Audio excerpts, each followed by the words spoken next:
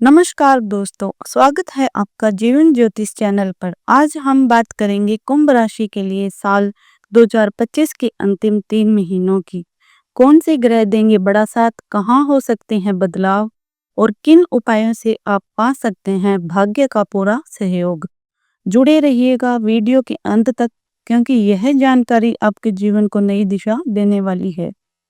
दोस्तों, आज का यह ज्योतिषीय कार्यक्रम कुंभ राशि के लिए एक विशेष कार्यक्रम है। साल 2025 के अंतिम 3 महीने अक्टूबर, नवंबर और दिसंबर कुंभ राशि वालों के लिए बहुत महत्वपूर्ण रहने वाले हैं। जाते जाते यह साल आपको क्या फल देने वाला है, यह मैं आपको बहुत विस्तार से समझाने वाली हूँ। मैं आपको बताऊंगी कि इन महीनों में ग्रहों की पोजीशन क्या होगी, कौन सा ग्रह कहाँ पर प्लेस्ड होगा और कौन सा परिवर्तन होने वाला है। क्योंकि दोस्तों, इन 3 महीनों में बड़ी ग्रह अपनी चाल बदलेंगे। कर्म फलदाता शनि ग्रह वक्री से मार्गी होंगे, देव गुरु बृहस्पति मार्गी से वक्री होंगे और कुछ समय के लिए उनका महापरिवर्तन भी होगा। इसके साथ साथ सूर्य, राहु, केतु, शुक्र और बुध, यह सब कुंभ राशि को क्या फल देंगे मैं आपको बहुत विस्तार से समझाने वाली हूँ। यह ग्रहों का गोचर है दोस्तों, जो ब्रह्मांड में लगातार हो रहा है। हर समय हर पल ग्रह परिवर्तन करते रहते हैं और उनकी यह स्थिति हमारे जीवन को प्रभावित करती रहती है। इसलिए ज्योतिष शास्त्र में ग्रहों की चाल को इतना महत्वपूर्ण माना गया है, क्योंकि हर परिवर्तन अपने साथ नई परिस्थितियां और नए परिणाम लेकर आता है। चलिए अब शुरू करते हैं कि कैसे रहेंगे ये 3 महीने आपके लिए, और सब कुछ मैं आपको डिटेल में समझाने वाली हूँ। सबसे पहले अगर हम अक्टूबर 2025 की बात करें तो फर्स्ट हाउस में राहु है, सेकंड हाउस में शनि है, 7th हाउस में केतु और शुक्र हैं, 5th हाउस में गुरु विराजमान है, 8th हाउस में आपके सूर्य हैं और 9th हाउस में आपके मंगल और बुध साथ साथ बैठे हुए हैं। अब शुरुआत करते हैं आपके राशि स्वामी से, यानी शनि ग्रह से। शनि आपके फर्स्ट हाउस के स्वामी हैं और इस समय सेकंड हाउस में स्थित है। शनि यहाँ वक्री अवस्था में है और यह स्थिति 28 नवंबर तक बनी रहेगी। उसके बाद शनि मार्गी हो जाएंगे। जब शनि आपके सेकंड हाउस में मार्गी होंगे तो निश्चित रूप से परिस्थितियां आपके पक्ष में होना शुरू होंगी, लेकिन फिलहाल अक्टूबर और नवंबर की शुरुआत तक आपको इनकी वक्री चाल का प्रभाव झेलना पड़ेगा। इसलिए सबसे पहले मैं आपको यह कहना चाहती हूँ कि 28 नवंबर से पहले अगर आप कोई भी बड़ा निर्णय लेने जा रहे हैं तो उसमें थोड़ा सावधानी बरतें, खासकर अपने रिलेशनशिप को लेकर या किसी बड़े सौदे को लेकर। अगर कोई प्रॉपर्टी खरीदना चाहते हैं या कोई सेल परचेज करना चाहते हैं या फिर कोई बड़ा निवेश करना चाहते हैं जहां से आपको बड़े एक्सपेक्टेशंस हैं, तो वहां आपको थोड़ा कंट्रोल रखना होगा, जल्दबाजी से बचना होगा और पेशेंस बनाए रखना होगा। इसके अलावा जो भी चीजें आपकी वाणी से निकल रही है उस पर भी आपको विशेष ध्यान देना होगा। अगर आप कोई मीटिंग अटेंड कर रहे हैं या किसी बिजनेस डील पर बात कर रहे हैं या किसी के साथ 1-to-1 मुलाकात कर रहे हैं, तो कोशिश करें कि आपकी भाषा और आपके शब्द संयमित हो, क्योंकि यही समय है जब आपकी कही हुई छोटी सी बात भी बड़ा प्रभाव डाल सकती है और यही चीज आपके लिए पॉजिटिव या नेगेटिव रिजल्ट्स का कारण बन सकती है। क्योंकि शनि वक्री है आपके सेकंड हाउस में, तो इसका असर यह होता है कि कई बार हम जल्दीबाजी में ऐसी बातें बोल देते हैं या ऐसे फैसले ले लेते हैं जिनका असर तुरंत हमें समझ नहीं आता, लेकिन बाद में हमें एहसास होता है कि सेकंड हाउस वाणी का है, कम्युनिकेशन का है, और यही कारण है कि इस समय आपकी कही हुई छोटी सी भी बात बड़ा असर डाल सकती है। इसलिए आपको अपनी भाषा और बातचीत पर थोड़ा संयम रखना है, खासकर उन मामलों में जहां पर आपकी बड़ी एक्सपेक्टेशंस जुड़ी हुई हैं, वरना छोटी सी गलती भी आपके लिए अनचाहे परिणाम ला सकती है। इसके साथ साथ जब तक शनि वक्री है, ऐसा भी लग रहा है कि आप अपने लिए कोई ऐसी चीज खरीदने की सोचेंगे या खरीदेंगे जिसका इंतजार आप लंबे समय से कर रहे थे, और इस परचेज में कोई लोहा जुड़ा होना संभव है। यह कोई बाइक हो सकती है, कोई गाड़ी हो सकती है या फिर कोई मशीनरी हो सकती है। यहाँ तक कि अपने घर के लिए भी कोई बड़ी चीज हो सकती है जो आप 28 नवंबर से पहले लेने का मन बना सकते हैं। शनि का वक्री होना सिर्फ वाणी या परचेज तक सीमित नहीं है, इसका असर आपके रिश्तों और मानसिक स्थिरता पर भी पड़ सकता है। इस समय आपको धैर्य रखना होगा और गुस्से या आवेश में आकर कोई भी कदम नहीं उठाना चाहिए, वरना बाद में पछताना पड़ सकता है। अगर आप पेशेंस बनाए रखते हैं और सोच समझकर कदम उठाते हैं तो यह समय आपके लिए अनुभव और सीख से भरा हुआ साबित होगा। इसके साथ साथ एक चीज और ध्यान रखने की है, क्योंकि शनि की ही चर्चा चल रही है, इस समय आपकी साढ़े साथी चल रही है और इसका अंतिम चरण चल रहा है। शनि वक्री होकर आपके सेकंड हाउस में है और उनकी दृष्टि आपके फोर्थ हाउस पर है। साथ ही शनि आपके 8th हाउस और 11th हाउस को भी देख रहे हैं। फोर्थ हाउस माँ का कारक होता है और जब शनि की दृष्टि वहां पड़ रही है तो 28 नवंबर से पहले आपको अपनी माता जी के स्वास्थ्य को लेकर थोड़ा सचेत रहना होगा। उनके पेट में दर्द हो सकता है, शोल्डर पेन हो सकता है, पैरों या एंकल्स में तकलीफ हो सकती है और इसके अलावा घर परिवार में अधिक काम करने की वजह से उन्हें थकान या अन्य हेल्थ इश्यूज का सामना करना पड़ सकता है। ऐसे समय में आपके लिए सबसे अच्छा यही होगा कि आप अपनी माता जी को आराम करने के लिए प्रेरित करें, उनके काम का बोझ कम करें, उनकी केयर करें, क्योंकि शनि जब फोर्थ हाउस को देख रहे हैं तो वह कहीं ना कहीं घर परिवार और माता से जुड़ी जिम्मेदारियों को बढ़ा देते हैं। अगर आप इस समय सावधानी और सेवा भाव से काम करेंगे तो बहुत सी दिक्कतें टल सकती हैं और घर का वातावरण भी संतुलित बना रहेगा। 28 नवंबर के बाद की चर्चा करते हैं। जब शनि मार्गी हो जाएंगे तो आप खुद भी एक तरह से मार्गी हो जाएंगे। मार्गी का सीधा मतलब है सही रास्ते पर चलना और सही दिशा में आगे बढ़ना। सेकंड हाउस में जब शनि मार्गी होंगे तो सबसे पहले इसका असर आपके फाइनेंशियल लाइफ पर साफ दिखाई देगा।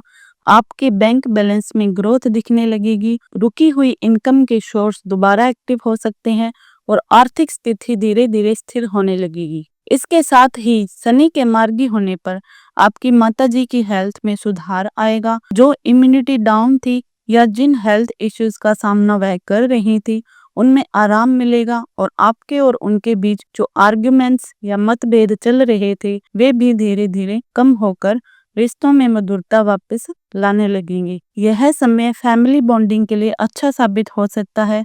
इसके अलावा जब शनि मार्गी होंगे तो वे धीरे धीरे थर्ड हाउस की ओर गति करेंगे और उनकी दृष्टि वहां ज्यादा प्रभाव डालेगी।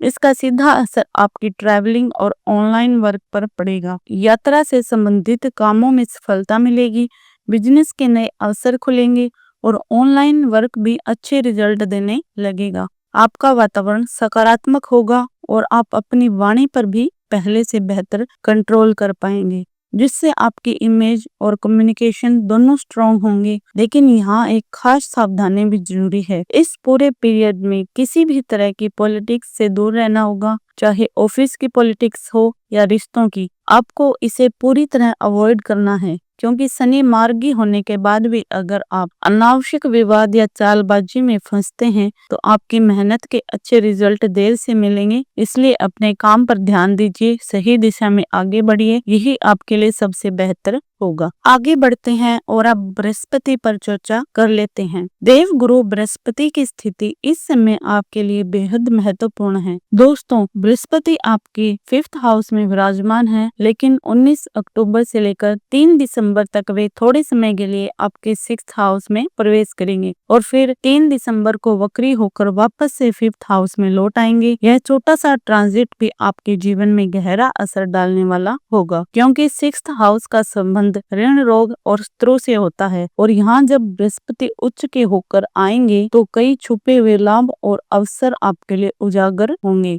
गुरु आपके धन और लाभ के भी स्वामी हैं, इसलिए इस दौरान आर्थिक मामलों में भी एक नई दिशा देखने को मिलेगी। अगर आप किसी ऐसे क्षेत्र में काम करते हैं जहां जीत और प्राउड मूवमेंट की आवश्यकता होती है, जैसे कोई प्रतियोगिता हो, कोई स्पोर्ट्स एक्टिविटी हो, जिम्नास्टिक हो अथवा कोई ऐसा वर्क हो जहां स्ट्रॉन्ग प्रेजेंस की जरूरत होती है, यह समय आपके लिए बहुत बेहतरीन साबित होगा। बृहस्पति के उच्च होने से आपकी मेहनत रंग लाएगी और आप अपने विरोधियों पर भारी पड़ेंगी। इसके साथ साथ इस समय बृहस्पति आपके 12th घर को भी देखेंगे और इसका मतलब है कि अगर आप अपनी स्टडीज, हायर एजुकेशन या रिसर्च को लेकर विदेश जाने की सोच रहे हैं या फिर किसी बड़े शहर में जाकर अपने करियर को आगे बढ़ाने का मन बना रहे हैं, तो 19 अक्टूबर से 3 दिसंबर का यह समय आपके लिए बेहद शुभ रहेगा। आपको अवसर मिल सकते हैं बाहर जाने के या फिर बाहर के बड़े लोगों और इन्फ्लुएंसर से आपके कनेक्शंस बनने के चांसेस भी स्ट्रॉन्ग होंगे। इस टाइम फ्रेम में जो भी कार्य आप करेंगे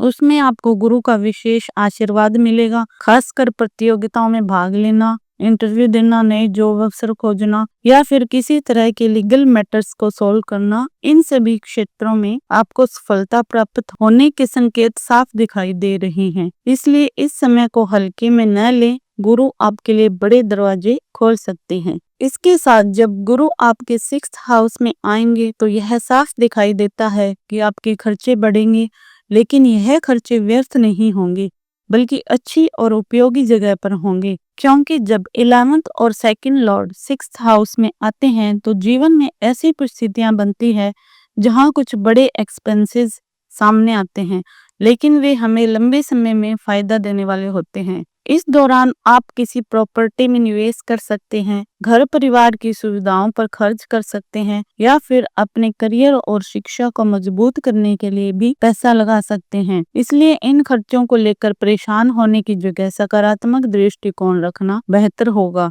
इसके साथ ही गुरु की दृष्टि आपके 10th हाउस पर पड़ रही है और यह आपके करियर के लिए बहुत ही लाभकारी साबित होगी। 19 अक्टूबर से 3 दिसंबर तक का समय आपके प्रोफेशनल लाइफ में महत्वपूर्ण बदलाव ला सकता है। खासकर अगर आप बैंकिंग सेक्टर से जुड़े हैं तो यहाँ पर ट्रांसफर या कोई बड़ा चेंज देखने को मिल सकता है। अगर आप पहले से ऐसे अवसर के इंतजार में थे तो यह समय आपके लिए अनुकूल साबित होगा। इसी के साथ यदि आप मैनेजमेंट लेवल पर हैं या किसी तरह का लीडरशिप रोल निभाते हैं तो यह समय आपकी पोजीशन को और मजबूत करेगा। अगर आपका काम टीचिंग, काउंसलिंग या कंसल्टिंग से जुड़ा हुआ है, जहां आपको दूसरों को गाइड करना और ज्ञान देना होता है, तो यह समय आपके लिए ग्रोथ और एक्सपेंशन लेकर आएगा। आप अपनी कम्युनिकेशन और नॉलेज से दूसरों पर प्रभाव डालेंगे और इसका सीधा फायदा आपके करियर में दिखाई देगा। कुल मिलाकर गुरु का यह ट्रांजिट आपको मेहनत के साथ साथ सही दिशा भी देगा और आपके लिए नए दरवाजे खोलेगा। इसके साथ साथ अब राहु और केतु पर जरा चर्चा कर लेते हैं। राहु इस समय आपके 1st हाउस में है और केतु आपके 7th हाउस में है और आने वाले 3 महीनों तक यही पोजीशन रहने वाली है। इनका कोई परिवर्तन नहीं होगा। कुंभ राशि के जातकों के लिए यह स्थिति हमेशा ही खास मानी जाती है। दरअसल कुंभ राशि ज्योतिष शास्त्र में एक स्थायी कारक मानी जाती है। यह काल पुरुष की कुंडली की 11वीं राशि है और 11वां घर हमारे डिजायर्स और हमारे ड्रीम्स का कारक माना गया है। 11वें घर का सीधा संबंध हमारी इच्छाओं और हमारे लक्ष्यों से होता है और इस घर के स्वामी है शनि, जिन्हें कर्म फलदाता कहा गया है। शनि एकमात्र ऐसे ग्रह हैं जिन्हें न्यायाधीश का दर्जा दिया गया है, जो व्यक्ति को उसके कर्मों के आधार पर फल प्रदान करते हैं। और जब बात आती है कुंभ राशि की, तो यहाँ शनि अपने मूल त्रिकोण में आकर और भी शक्तिशाली हो जाते हैं। यही कारण है कि कुंभ राशि बेहद खास होती है, क्योंकि यहाँ व्यक्ति का जीवन उसके कर्मों और उसके सपनों के आधार पर गढ़ा जाता है। राहु 1st हाउस में आकर आपकी पर्सनैलिटी को एक्सपेंड करने का काम करेंगे। वे आपको नई सोच देंगे और आपको भीड़ से अलग खड़ा करेंगे, जबकि केतु 7th हाउस में आकर रिलेशनशिप्स में आपको अलग तरह के अनुभव देंगे। यह संयोजन आपको यह सिखाने वाला है कि अपने ड्रीम्स और डिजायर्स को बड़ा रखना चाहिए और आपके पास एक स्पष्ट फोकस और लक्ष्य होना चाहिए, तभी आप उस दिशा में कर्म करके सफलता प्राप्त कर पाएंगे। शनि जब आपके ड्रीम्स के घर के स्वामी होकर कर्मों का महत्व बताते हैं, तो यह और भी जरूरी हो जाता है कि आप अपने जीवन में बड़े सपने देखें और उन सपनों को पाने के लिए मेहनत करें। यही वजह है कि कुंभ राशि को मैं हमेशा खास मानती हूँ, क्योंकि यहाँ कर्म और लक्ष्य दोनों साथ साथ चलकर व्यक्ति को उसकी मंजिल तक पहुँचाते हैं। तो अब जो स्थिति बन रही है उसमें राहु आपके 1st हाउस में है और इसका असर सीधे आपकी सोच और आपके माइंडसेट पर दिखाई देता है। यहाँ मैं आपको एक खास चेतावनी देना चाहती हूँ कि किसी भी चीज में कंफ्यूजन मत पालिए, क्योंकि राहु जब चंद्रमा के साथ प्रभाव डालते हैं तो वे व्यक्ति को भ्रमित कर देते हैं, मन में नकारात्मकता भर देते हैं और यह नेगेटिविटी हर जगह दिखाई दे सकती है। अगर आप रिलेशनशिप में हैं तो वहां शंका पैदा हो सकती है। अगर आप पढ़ाई कर रहे हैं तो वहां फोकस की कमी और डिस्टरबेंस हो सकता है। और यहाँ तक कि अगर कोई आपके लिए अच्छा कर रहा है तब भी आपके मन में शक और गलत विचार आ सकते हैं। राहु फर्स्ट हाउस में व्यक्ति के मन को बार बार भटकाने वाले होते हैं, इसलिए यह बेहद जरूरी है कि आप अपने माइंड को शांत रखें और खुद को पॉजिटिव सोच की ओर ले जाएं। आपको खुद से कहना होगा कि नेगेटिव थॉट्स को अपने मन से निकालना है, जैसे रिलेशन में यह सोचना कि सामने वाला कहीं और इन्वॉल्व है या उसका कोई एक्स्ट्रा अफेयर है या वह आपके साथ ईमानदार नहीं है। इस तरह की नेगेटिव सोच को हटाना होगा, क्योंकि यह सब आपके मन की कल्पना है और सच्चाई से ज्यादा दूरी पैदा करने वाली है। इसके साथ केतु आपके 7th हाउस में है और इसका सीधा असर आपकी मैरिड लाइफ और रिलेशनशिप्स पर पड़ सकता है। अगले 3 महीनों तक आपको खासकर अपने विवाह और पार्टनरशिप को लेकर सावधानी रखनी होगी। इस दौरान गलतफहमियां या छोटी छोटी बातें भी बड़े विवाद का रूप ले सकती हैं, इसलिए सबसे अच्छा यही होगा कि आप और आपके पार्टनर एक दूसरे को ज्यादा समझने की कोशिश करें, तालमेल और भरोसे को मजबूत बनाएं और छोटी छोटी बातों को इग्नोर करना सीखें। अगर आप धैर्य और पॉजिटिव माइंडसेट के साथ चलेंगे तो यह समय आपके रिश्तों को और गहरा और मजबूत बना देगा और यही आपके जीवन के लिए शुभ रहेगा। अब बात कर लेते हैं शुक्र ग्रह की, जो आपके 9th हाउस में ट्रांजिट करेंगे 2 नवंबर से लेकर पूरा नवंबर।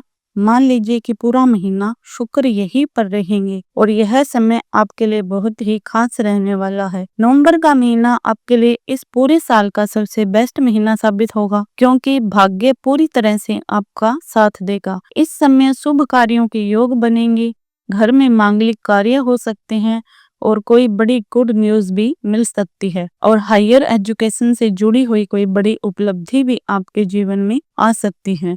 कुल मिलाकर यह महीना आपके लिए पॉजिटिविटी और प्रगति लेकर आएगा। शुक्र का 9th हाउस में रहना आपको मानसिक शांति भी देगा, आपकी पर्सनैलिटी को आकर्षक बनाएगा और आपके रिश्तों को मधुर करेगा। लंबे समय से रुके हुए कार्य अचानक से पूरे होने लगेंगे। भाग्य जब पूरी तरह साथ देता है तो छोटी से छोटी मेहनत भी बड़ा फल लेकर आती है और यही स्थिति नवंबर में आपके साथ होगी। इसलिए इस समय का भरपूर लाभ उठाइए, नए कामों की शुरुआत कीजिए और बड़े फैसले लीजिए और आत्मविश्वास के साथ आगे बढ़िए। अब अगर उपायों की बात करें तो सबसे जरूरी है कि आप शनि का बीज मंत्र नियमित रूप से जप करें, खासकर जब तक 7.5 चल रही है। तो ओम परम प्रेम प्रोम सम शनिश्चराय नमः मंत्र का 108 बार प्रतिदिन जप करना आपके लिए बेहद शुभ रहेगा। इसके साथ साथ प्रतिदिन हनुमान चालीसा का पाठ करें और प्रतिदिन सूर्य देव को जल चढ़ाएं। यह उपाय आपके ग्रह दोषों को शांत करेंगे और आपको मानसिक बल देंगे। तो दोस्तों, कैसी लगी आपको यह जानकारी? अगर वीडियो पसंद आई हो तो लाइक करें, शेयर करें और जुड़े रहिए हमारे साथ, ताकि हर ज्योतिषीय जानकारी सबसे पहले आप तक पहुंचे। जय श्री राम, हर हर महादेव।